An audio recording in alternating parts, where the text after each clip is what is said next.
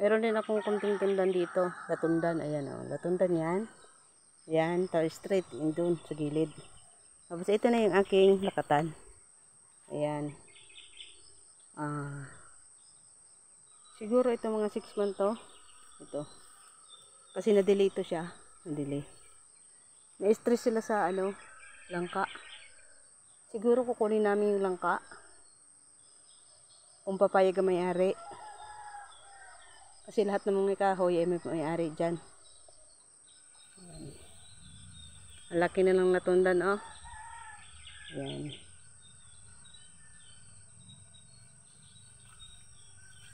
Ito. Ayan, marami ng saha. Pero sa ngayon, hindi pa ito pwede kuhanan ng saha. Dahil may stress pa sila. Mihingi na naman ng abono.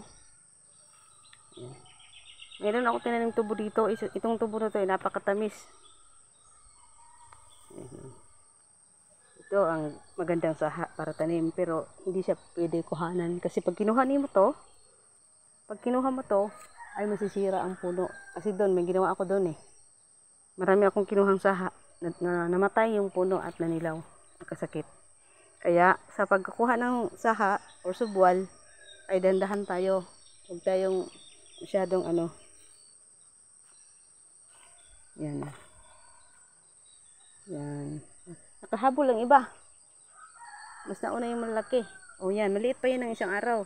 Mga ilang buwan, nakahabol. Propagation kasi yan, nakahabol siya sa nauna. Yan. Pero ito yung dito, isaha lang yan. Ito propagate. Yan. Yan o. Daming saha, no? Pero hindi pa siya pwedeng kuhanan. O, malapit na ito mamunga. Siguro by December, mamunga na to. O, December or January. Ayan. Tignan mo yan, yan yung kinuhaanan ko. Na-stress talaga. Tignan nyo naman. Nagtanim din ako ng kamuting kahoy dito kasi ako mahilig sa bilanghoy. Pag magutom, pang snack, ayan.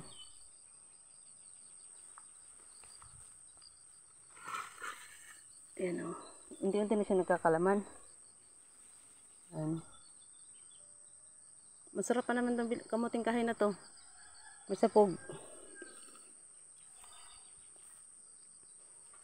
Ayan.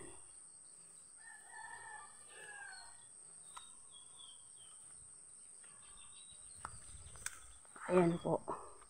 Ito yung uling lakatan dito. Ang laki na ng kamuting kahoy. Ayan.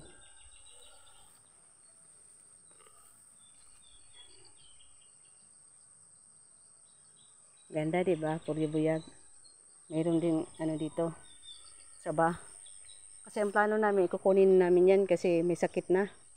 Kaya unti-unti ako nagtatanom ng saba. Ayun, jumbo yan. Jumbo. Ang maganda yung jumbo, madali lang siya ma-harvest. At kahit hindi may musuan ay hindi nasisira yung bunga. Di kagaya sa saba na sensitive. Pag hindi makuhanan ng saha.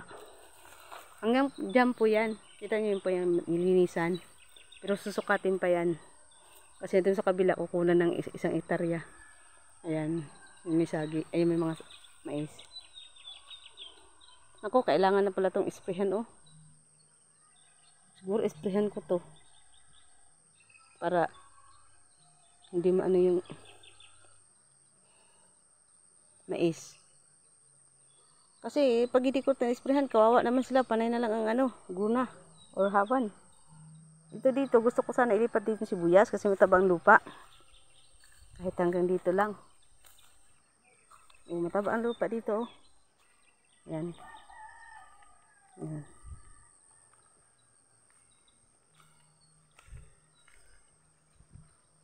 Ayan na. Oh, diba? Ang ganda. Ayan. Kita niyo po to. Ayan. Yan. Linisan nila. Meron pa natira. Oh. Ayan. Papunta doon. Yun yung may kabayo. Parang hanggang doon. Straight.